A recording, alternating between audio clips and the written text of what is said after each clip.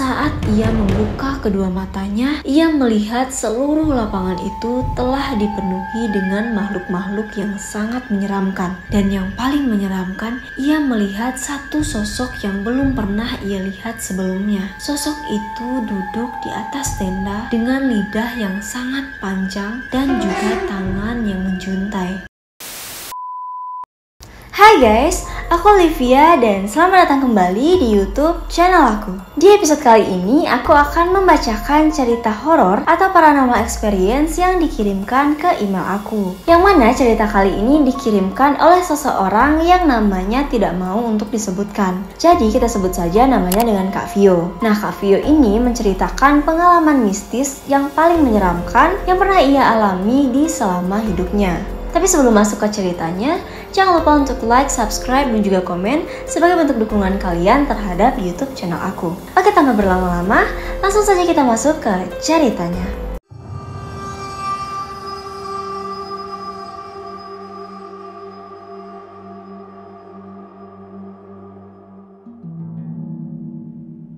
Peristiwa ini terjadi sekitar tahun 2014, di mana saat itu Kak Vio masih duduk di kelas 2 SMP. Waktu itu, sekolah Kak Vio ini mewajibkan siswa dan siswinya untuk ikut salah satu ekstrakurikuler yang ada di sekolah tersebut. Karena Kak Vio ini sangat suka dengan kegiatan-kegiatan yang berhubungan dengan kemanusiaan, akhirnya ia memilih untuk mengikuti ekstrakurikuler PMR atau Palang Merah Remaja.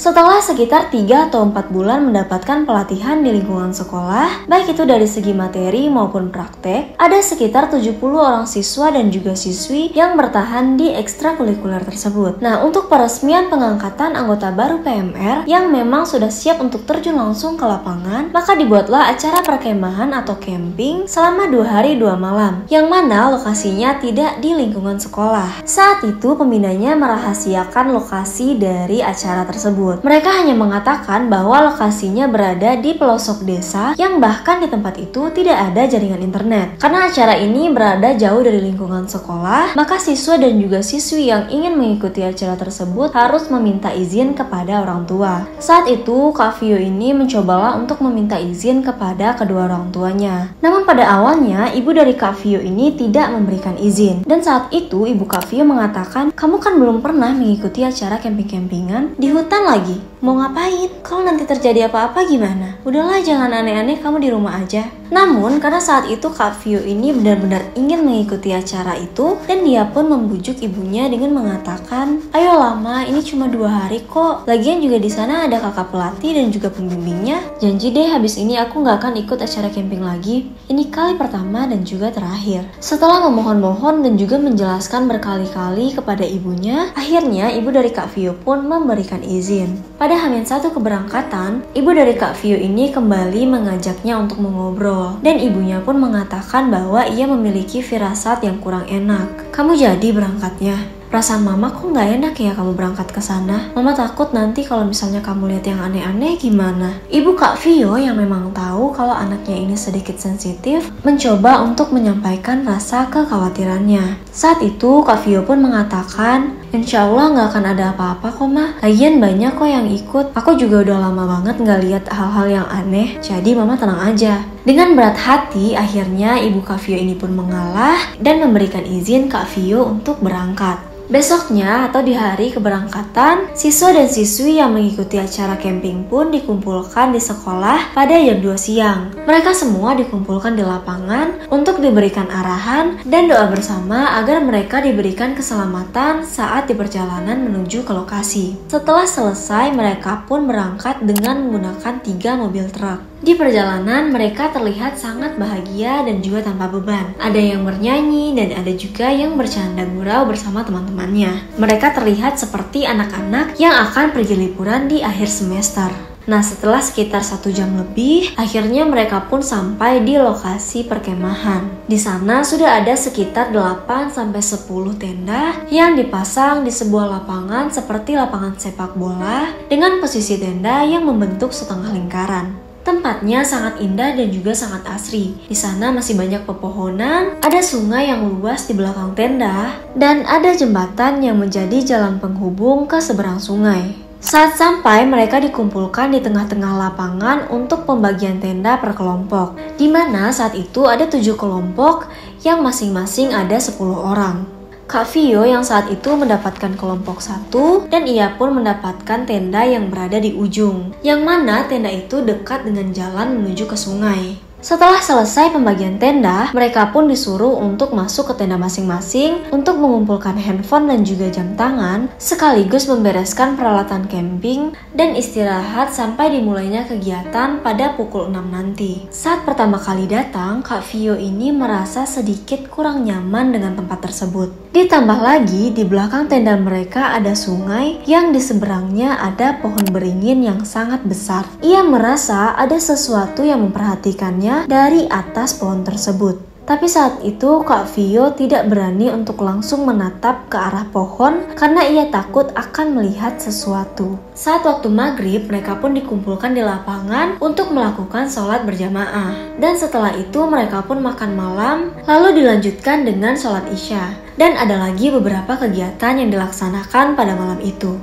Kira-kira pada pukul 11 malam, mereka pun disuruh untuk kembali ke tenda untuk beristirahat dan juga tidur. Pada malam itu, acara berlangsung dengan aman dan Kak Vio ini tidak mengalami gangguan dari makhluk-makhluk yang menyeramkan. Besok harinya mereka dibangunkan pada pukul 4 subuh untuk berganti pakaian dan juga melaksanakan sholat subuh berjamaah. Nah, pada saat akan wudhu ke sungai, Kak Vio ini mulai merasakan suasana yang sangat horor. Saat itu Kak Vio ini seperti melihat ada sesosok perempuan yang berpakaian merah duduk di atas batu yang berada di tengah-tengah sungai. Namun karena saat itu mereka ke sungai bersama-sama, jadi Kak Vio ini mencoba untuk menenangkan dirinya dan mengalihkan pandangannya ke arah yang lain. Ia mencoba untuk mengalihkan rasa takutnya dan bersikap seolah-olah tidak melihat sesuatu. Setelah selesai melakukan sholat subuh, mereka pun kembali melanjutkan kegiatan. Pada pagi itu, mereka disuruh untuk membersihkan tempat-tempat yang berada di sekitar perkemahan. Siangnya mereka melakukan hiking ke bukit yang berada di seberang sungai. Mereka diberangkatkan per kelompok yang dimulai dari kelompok 1 dan ditemani oleh 1 orang kakak pembina. Pada saat melakukan hiking, Kak Vio ini lagi-lagi mendapatkan gangguan-gangguan dari makhluk halus. Karena Kak Vio ini berada di kelompok 1, maka kelompoknya lah yang pertama kali berjalan menuju bukit tersebut. Nah, di perjalanan, Kak Vio ini merasa ada sesuatu yang mengikuti kelompoknya. Ia juga melihat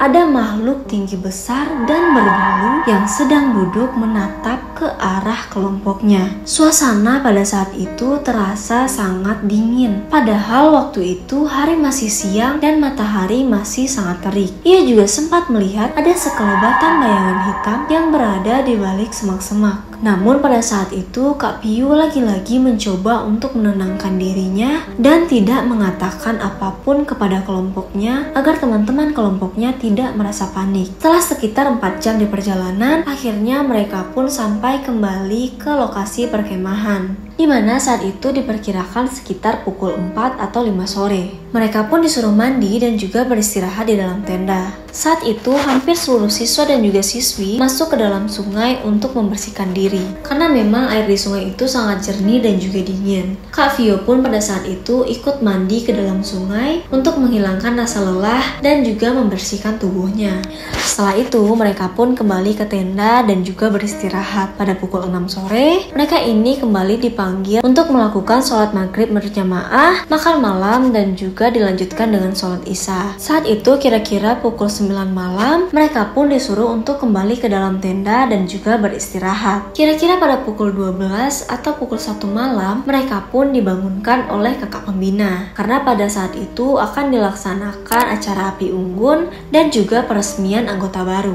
Para siswa dan juga siswi pun dikumpulkan di lapangan dengan mata yang tertutup. Dan pada malam itulah terjadi peristiwa-peristiwa yang sangat menyeramkan. Ketika semua orang dikumpulkan, Kak Vio mulai merasakan suasana yang sangat berbeda dari malam yang kemarin. Udara di sana terasa sangat panas, padahal api unggun belum dinyalakan. Dan tiba-tiba, Kak Vio ini merasakan angin yang sangat dingin berhembus dengan kencang yang membuat membuat bulu kuduknya berdiri. Sesaat setelah merasakan angin dingin tersebut, tiba-tiba salah satu teman yang berada di kelompok lain berteriak-teriak dan terjatuh ke tanah. Saat itu suasana berubah menjadi sangat mencekam, di mana semua orang panik dan membuka penutup mata mereka. Kak Vio yang saat itu juga ikutan panik mulai mencoba untuk membuka kedua matanya. Dan yang menyeramkan, saat ia membuka kedua matanya, ia melihat seluruh lapangan itu telah dipenuhi dengan makhluk-makhluk yang sangat menyeramkan. Mulai dari sosok hitam berbulu yang tingginya melebihi pohon, yang mana sosok itu merupakan sosok yang ia lihat pada saat hiking tadi. Dan ia juga melihat ada banyak pocong yang berwajah sangat menyeramkan. Ada juga sosok yang menyerupai kuntilanak yang terbang dari satu tenda ke tenda lainnya. Dan yang paling menyeramkan, ia melihat satu sosok yang belum pernah ia lihat sebelumnya. Sosok itu duduk di atas tenda dengan lidah yang sangat panjang dan juga tangan yang menjuntai. Sosok itu melihat ke arah Kak Vio. Dan masih banyak sosok-sosok lain yang sangat menyeramkan yang dilihat oleh Kak Vio pada malam itu. Saat itu Kak Vio pun terduduk dan mulai meneteskan air mata. Ia sangat takut dan tidak tahu harus berbuat apa. Saat itu ia hanya berdoa dan membaca ayat-ayat pendek yang ia tahu agar sosok-sosok itu tidak masuk ke dalam tubuhnya. Kak Vio melihat sosok itu semakin lama semakin banyak dan mengerubungi lokasi perkemahan mereka. Bahkan sosok-sosok menyeramkan itu sudah masuk ke dalam tenda-tenda mereka. Saat sosok itu semakin lama semakin mendekat, tiba-tiba puluhan siswa dan juga siswi mengalami kesurupan massal. Kakak-kakak pembina yang mulai panik mulai menelpon guru dan juga warga sekitar. Setelah beberapa menit, akhirnya ada salah seorang guru yang datang ke tempat itu, di mana kebetulan tempat tinggal dari guru ini tidak jauh dari lokasi perkemahan. Sesampainya guru tersebut di lokasi perkemahan, ia pun menyuruh mereka semua untuk pergi ke dalam aula yang berada tidak jauh dari lokasi perkemahan. Saat sudah sampai di aula, ternyata gangguan-gangguan dari makhluk-makhluk menyeramkan itu tidak berhenti sampai di situ. Di dalam aula masih sangat banyak siswa dan juga siswi yang mengalami kesurupan. Saat itu suara teriakan dari siswa dan juga siswi terdengar sangat menakutkan. Ditambah lagi banyak sosok-sosok yang mengintip dari balik jendela aula tersebut. Dan beberapa ada yang mencoba untuk masuk ke dalam.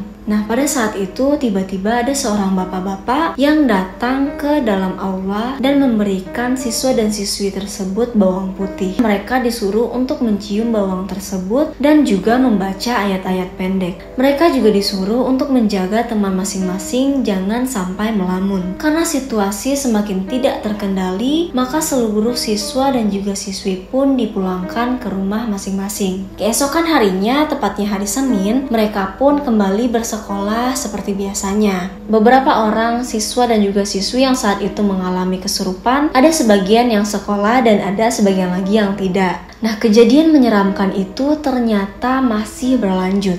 Ada 4 orang siswi yang saat itu mengalami kesurupan kembali dirasuki oleh sosok yang sama. Karena ternyata makhluk tersebut tidak mau dilepaskan dengan anak-anak itu. Nah, Kak Vio pun yang mendengar ada temannya yang mengalami kesurupan, ia pun mencoba untuk menghampiri temannya. Karena kebetulan temannya ini satu kelas dengan Kak Vio. Dan ketika menghampiri siswi tersebut, Kak Vio melihat ada makhluk yang berlidah panjang yang saat itu ia lihat di lokasi perkemahan sedang memeluk leher anak yang kesurupan itu.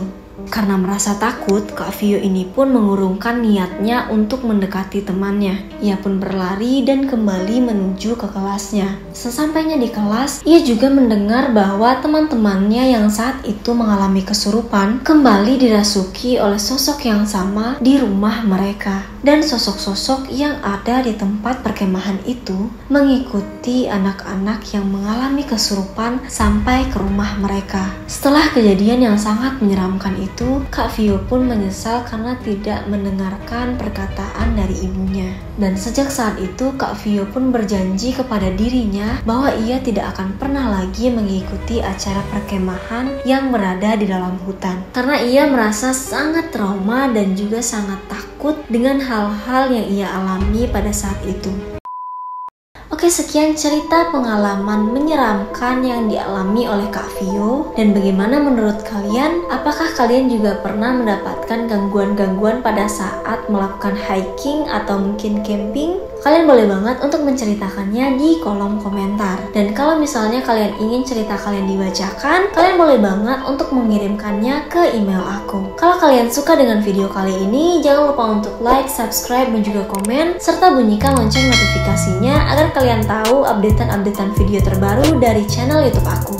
Sekian dari aku, semoga kalian terhibur dan sampai jumpa di video-video menarik selanjutnya. Bye-bye!